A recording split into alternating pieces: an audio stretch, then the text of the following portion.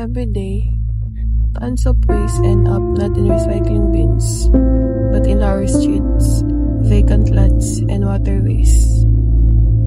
This contaminates the soil, harms wildlife, and possesses waste to human health. Behind tall buildings, the paved roads, and the beautiful homes that symbolize progress lies a hidden truth, a reality we often choose to ignore. Waste scattered and left unmanaged. But how does it really look like in our own community?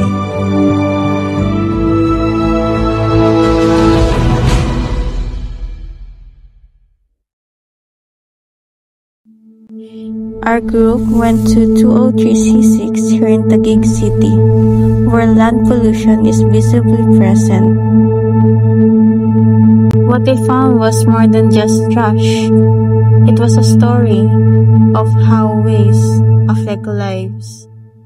Nandito tayo ngayon sa area ng Sisig kung saan makikita etong nakakaranas ng land pollution.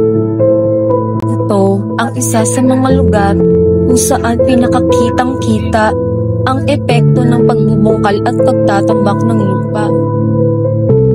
Ang pangunahing salarin, kawalan ng maayos ng pamamahala ng mga kalat.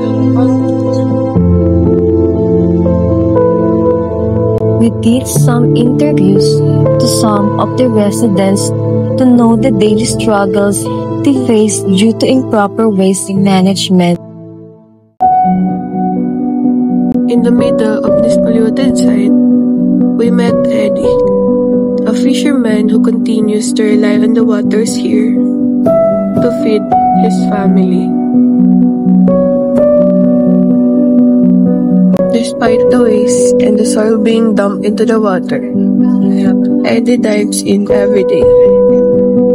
For him, fishing is not just livelihood, it's his own way for survival.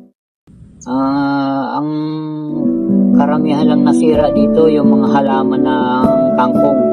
Kailangan na po yun ang pagtatambak rito. Eddie explained that the soil is being dumped here as part of transformation project, what locals call the TLC Park. Kanto katulad yun dun sa TLC. Magiging ganun yan lahat to. Kapag ka natambakan, mawawala yung basura. Magiging malinis ang kabuuan. But while development pushes forward, the natural balance suffers. For Eddie, the catch may still be plenty today, but with the land and water changing, how long can family like his depend on this place for food?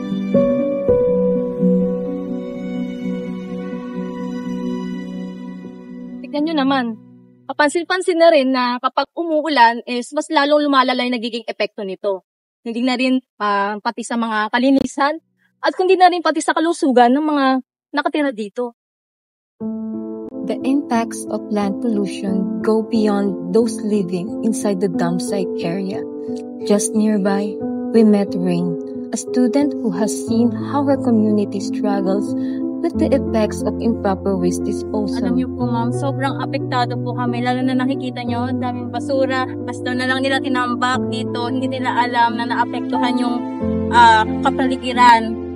For Rain, development projects are not enough reason to ignore the residents' needs and the environment they depend on. At yung mga lupa na hinukay nila, hindi muna sila nag-isip na dapat hindi puro proyekto lang ang ginagawa nila. Dapat isipin din nila yung mga residente na nakatira dito. Kasi sobrang apektado na yung kalusugan namin. Lalo na nalalanghap namin yung chemical na nanggagaling sa mga lupa at basura. At yun, sobrang hindi na safe. She also shares how the destruction of trees worsen their situation by polluting the land and threatening their lives. Kapag umulan dito, binabaha kami talaga kasi wala nang sumisipsip dahil walang puno at puro lupa na lang at basura. Walang sumisipsip sa baha. Pinuputo nila yung mga puno para lang magkaroon sila ng proyekto dito. Noon nga po nakita ko nga po marami po talagang puno dito. Opo. Kaya yun naman ang maging dulot ng magiging mga excavation po nila sa lugar na ito. At pangit rin po sa paningin ng mga residente.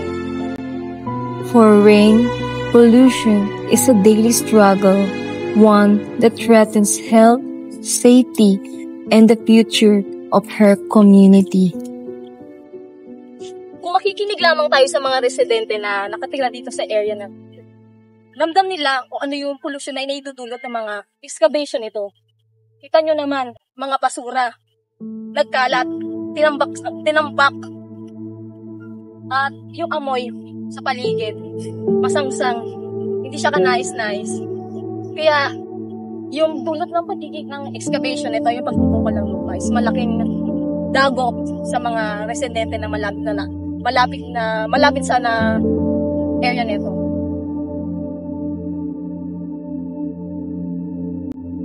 If we look closer at the other parts of the area, it's not just plastic bags or discarded wrappers scattered around. There are bottles, food packaging, and other household waste that take years to decompose. The question is, where is all this coming from? Here, look! They're just put there. And there's a sign, bawal magtapon ng basura, but they still put their garbages there. See?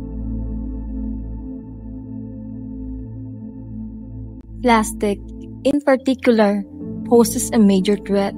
It does not decompose easily and leaches harmful chemicals into the soil. Without urgent intervention, these problems will only worsen. Globally, 2 billion tons of waste are generated each year and nearly 1/3 is mismanaged. The result, polluted land that affects both humans and wildlife. Every single day, the world produces enough waste to fill more than 6,000 Olympic pools, and the numbers keep growing as populations rise. In the Philippines, the amount of solid waste being generated every year is around 21 million metric tons, and only about 30% is recycled or properly disposed of. Metro Manila alone produces more than 9,000 tons of garbage each day. Much of this ends up in rivers, esteros, and communities like this. Here in this very community, we see the numbers come alive, waste piling up in backyards, soil being dumped in different areas, and residents struggling with all these consequences. Land pollution may seem overwhelming, but solutions start with awareness and action. Pollution is not inevitable. It is the result of choices, but also the result of neglect. By choosing responsibility, we can reclaim our spaces. By choosing action, we protect our future. The question is, are we ready to make that change? Solving land pollution starts with the simple actions we can do ourselves. It begins with knowing the difference between what is biodegradable and what is not. Biodegradable waste must be placed in the right bins where they can decompose safely. Non-biodegradable items, on the other hand, like plastics and bottles, should go into separate bins so they can be recycled. But beyond disposal, we can also give new life to what we usually throw away, like turning single-use plastics into useful household items. And when waste is properly collected, garbage trucks can transport it to safer disposal sites, instead of leaving it scattered in our communities. Small action is a step toward cleaner surroundings. When communities act together, these steps become real change. Land pollution is the story of neglect but also of hope. Dahil kung kaya nating baguhin ang ating nakasanayan, kayang-kaya din nating baguhin ang ating kinabukasan. Ako nga po pala si Marjorie Ann Guabes at ito ang dokumentaryo namin sa basura sa ating bakuran.